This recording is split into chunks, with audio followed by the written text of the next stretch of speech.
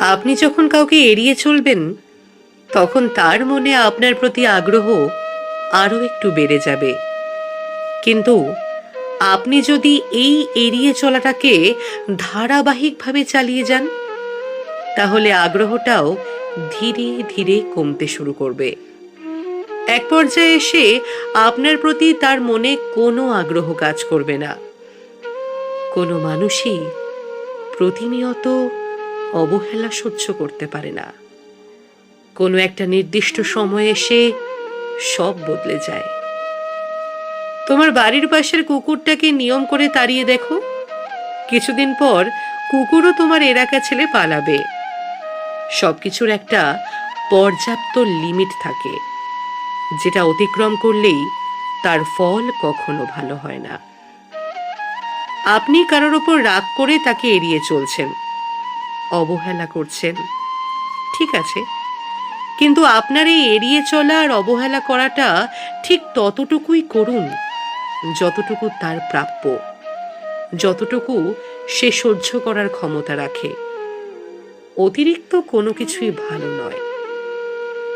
তেমনিভাবে একটা মানুষের প্রতি আপনি ঠিক ততটুকুই আগ্রহ দেখাবেন যতটুকু দিলে সে আপনার আগ্রহের মূল্য দিতে পারবে।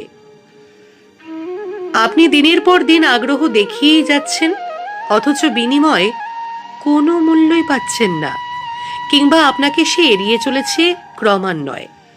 তখন আপনার উচিত আর আগ্রহ না দেখিয়ে উল্টে আপনি তাকে এড়িয়ে চলুন। আপনি কাউকে যদি তার প্রাপ্যর চেয়ে বেশি মূল্য দিতে যান, তাহলে সে আপনাকে মূল্যহীন মনে করবে, ব্যক্তিত্বহীন মনে করবে। ব্যক্তিত্ব বড় দামি সম্পদ। এটা অযত্নেই অবহেলায় কারোর কাছে বিলিয়ে দেবেন না। ব্যক্তিত্ব ধরে রাখতে শিখুন, ফলাফল অবশ্যই ভালো হবে। যে কোনো সম্পর্কের মাঝে একটু ভুল বোঝাবুঝি আর মান অভিমান হতেই পারে, তবে তার জন্য কাউকে অতিরিক্ত কঠোর হওয়া, আবার কাউকে অতিরিক্ত দুর্বল হলেও চলবে না। কারোর জীবন থেকে একেবারে হারিয়েও যাবেন না, আবার কারোর গোলাম হওয়ার জন্য রাজি হবেন না। ঠিক তেমনটাই করুন যেন আপনার আত্মসম্মান ঠিক থাকে।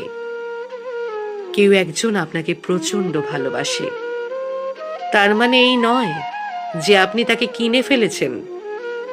আপনি কাউকে প্রচন্ড ভালোবাসেন, তার মানে এটাও নয় যে সে আপনাকে কিনে ফেলেছে।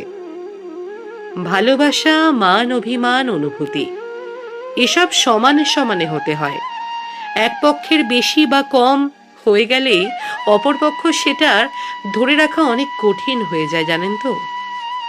মনে রাখবেন, একটা নৌকার দুই পাশেই সমান ভর রেখে চলতে হয়, নতুবা সামান্য একটু ঝড়েই নৌকা ডুবে যাবে। তীরে আর কখনো যাওয়া হবে না।